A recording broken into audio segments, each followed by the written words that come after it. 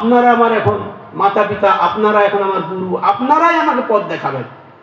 আমি সামান্য একজন অধম তার দাস, চেষ্টা করছি আপনাদের পদতলে থেকে যেন আমি আমার জীবনটা একবারে আনন্দে ভরিয়ে দিতে পারি। নিতাই গৌর প্রেমানন্দে। তাই তার কি দারুণ কৃপা, আমরা ভক্তরা সত্যিকারে দেখতে পাই কিনা দেখুন। পদকর্তা আবার কি সুন্দর করেছে।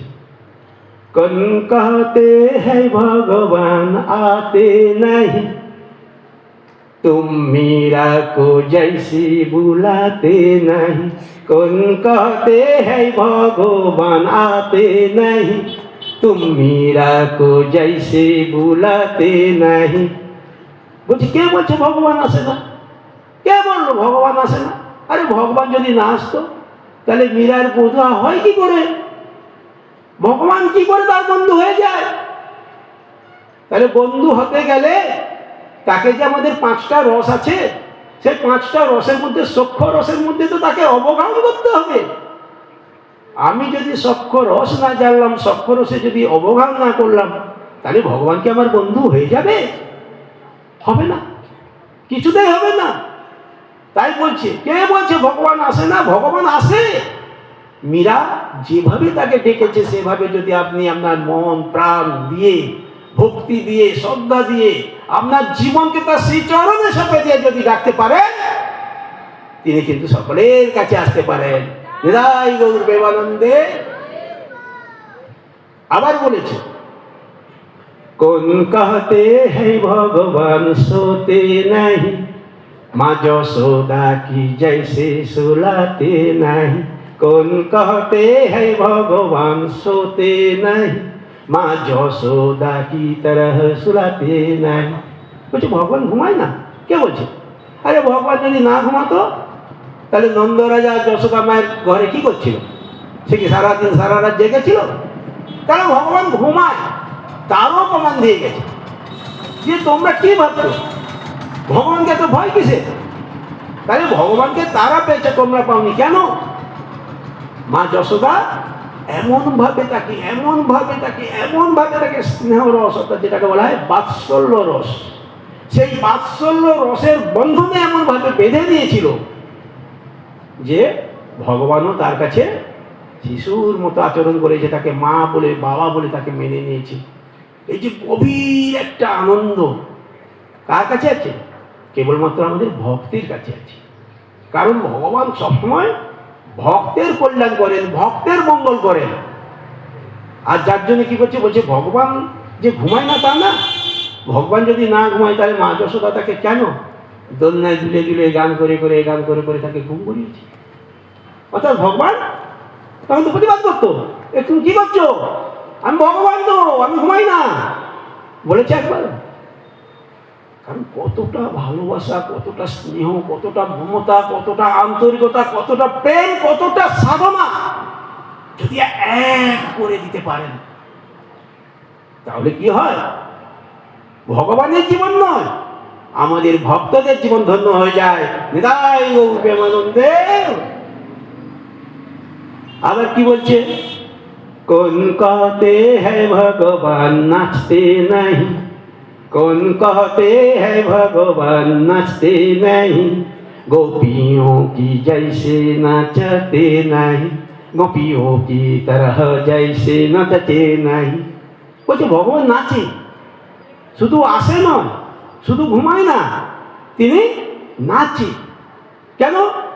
গোপীরা তাকে নিয়ে অনেক লীলা করেছে। রাসলীলা যেমন করেছে, ঠিক একইভাবে যখন ভগবান তার মাথার যন্ত্রণার একটা নাটক করে লীলা করেছিল, তখন যখন কেউ চরণধুলি দেয়নি নারদের কাছে, তখন কিন্তু গোপীরাই চরণধুলি দিয়েছিল। গোপীরাই চরণধুলি দিয়েছিল বলে ভগবান দেখিয়ে দিলেন যে আমি ওদের সঙ্গেও নেচেছি। তাহলে আমাদের সঙ্গেও ভগবান নাচবে কখন? যদি আমরা নিজেকে একেবারে সমর্পণ করে দিতে পারি প্রভু শ্রীচরণে। নিতাই গৌর প্রেমানন্দে। তাহলে ভগবান এসলো, নাচলো, ঘুমালো, আর কি করলো বলুন তো? জানেন আরেকটা কি বাকি রেখেছি? এই দুপুরে আমরা কি করব? প্রসাদ সেবা করবো। বাহ, খুব ভালো কথা বলেছেন। তাহলে এই যে সেবা বলছে, কোন कहते हैं भगवान खाते नहीं, बैसब्री को जैसे खिलाते नहीं, कौन कहते हैं भगवान खाते नहीं, बैसब्री को जैसे खिलाते नहीं। কি বলছে? ভগবান খায় না, কে বললো? ভগবান যদি না খায়, যখন সবরই কি করেছিল? প্রতিটা ফলকে খেয়ে খেয়ে চেখে চেখে ভগবানের জন্য ভালোটা রেখেছিল, যেটা খারাপ তাকে সব ছুঁড়েই ফেলেছে। তো ভগবান তো বলতে পারতো আমি এটুকুটা খাবো না, বা ওটা বহুদিনের আমি খাবো না, বলেছে? বলে না।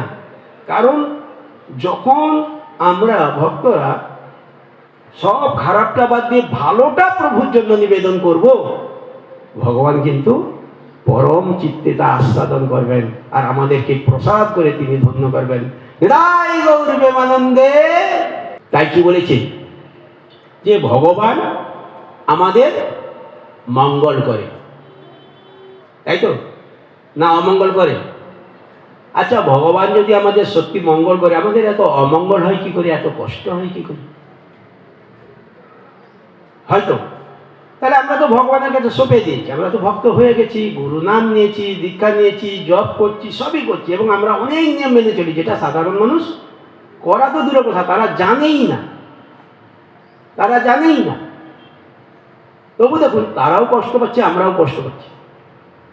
কিন্তু দেখবেন, এই কষ্টের মধ্যে দিয়ে আপনি যে আনন্দটা পাচ্ছেন, ওরা কিন্তু সেই আনন্দটাও পাচ্ছে না। কেন পাচ্ছে না? কারণ বলছে যে আমরা যারা নবীন ভক্ত, তাই না, বা কনিষ্ঠ ভক্ত, বলছে কনিষ্ঠ ভক্তরা কেমন হয়? প্রথম যেদিন আপনি স্কুলে গিয়েছিলেন, খুব মনে করার চেষ্টা করুন, নতুন জামা প্যান্ট ছিল, নতুন বইয়ের ব্যাগ ছিল, এবং আমাদের মাস্টারমশাই নতুন নতুন বই দিয়েছিল। কেন বলুন তো? যাতে আপনার মধ্যে একটা নতুনত্বের ছোঁয়া লাগে। নতুনত্বের ছোঁয়া যদি আপনি না পান, তাহলে কিন্তু আপনি আপনার মনুষ্য জীবনেও আপনি শান্তি পাবেন না, তাই না? কারণ মানুষ নতুনের পূজারী। মানুষ সবসময় কি চায়? নতুন চায়। আর নতুন যদি মানুষ না পায়, মানুষের ভালো লাগে না। দেখবেন, এই যে হরিবাসরে কি হচ্ছে? ভক্ত সংখ্যা খুব কম। তাই বলে কি যারা দূরে আছে বা যারা আসেনি তারা কি ভক্ত না? তারাও ভক্ত, এবং তাদেরকেও আমাদের মান্য দিতে হবে, তাদেরকেও ভালো বলতে হবে। যদি আপনি বলেন যে এখানে যারা আছে তারাই ভক্ত, বাকিরা এই যে অবহেলা করছে বা আসছে না, এটা ঠিক নয়। না, এটা বলার অধিকার ভগবান আমাদের দেয় না। কারণ ভগবান এটাই বলেছে, কর্মণ্যে বা অধিকার আসতে মা ফলেষু কদাচন, অর্থাৎ আমি কর্ম করার অধিকার দিয়েছি, ফলের আশা কিন্তু আপনাকে আমরা দিইনি। আবার বলেছে যেমন কর্ম তেমন ফল। আচ্ছা, কোথাও কি লিখেছে যে যেমন অকর্ম কুকর্ম তেমন ফল? কেন? ওটা তো ওখানে ঢুকিয়ে দিতে পারতো, কিন্তু না। ভগবান যা করে মঙ্গলের জন্য, যার জন্য অকর্ম কুকর্মটা কখনো মঙ্গল হয় না বলেই ওখানে লেখা হলো কি যেমন কর্ম তেমন ফল, অর্থাৎ সুকর্মকে ইঙ্গিত করা হয়েছে। কুকর্মকে কিন্তু কুকর্ম বলে ইঙ্গিত করতে হয়, তাহলে কর্ম বললে সবসময় সুকর্মের কথা বলা হয়। তাহলে কি সুন্দরভাবে যারা আমরা নবীন ভক্ত বা প্রথম ভক্ত হলাম, আমরা কত বিরাট ভক্ত বলুন তো।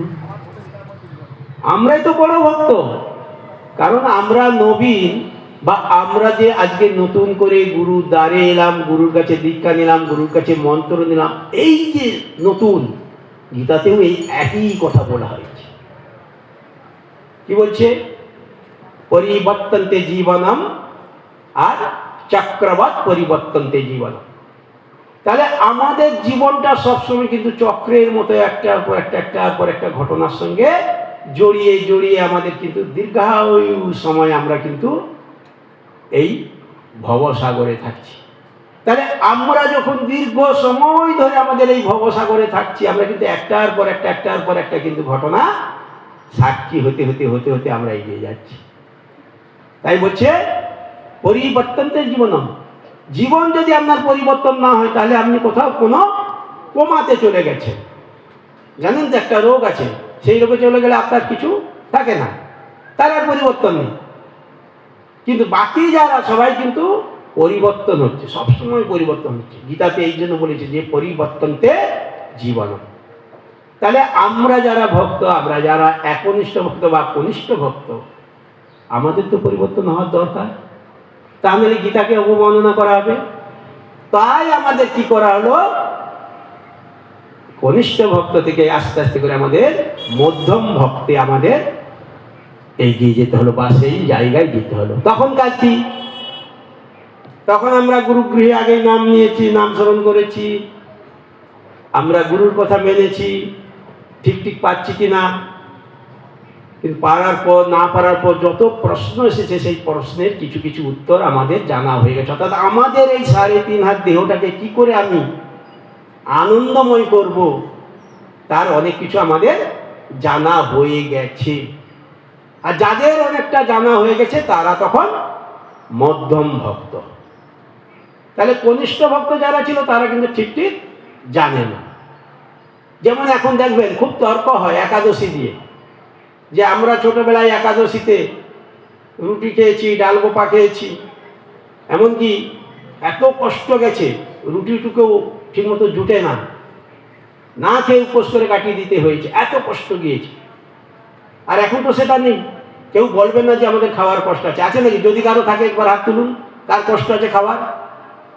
কারো নেই। কারণ একাদশীতে এখন আমরা কিন্তু একার দোষ নয়, সকলের দোষ ওই একার উপরে ছেড়ে দিই, গৌর গোবিন্দের ঘাড়ে চড়িয়ে দিই যে আমাদের সব দোষ তোমার, আর তোমার যত ভালো দোষ সব আমাদের। নিতাই গৌর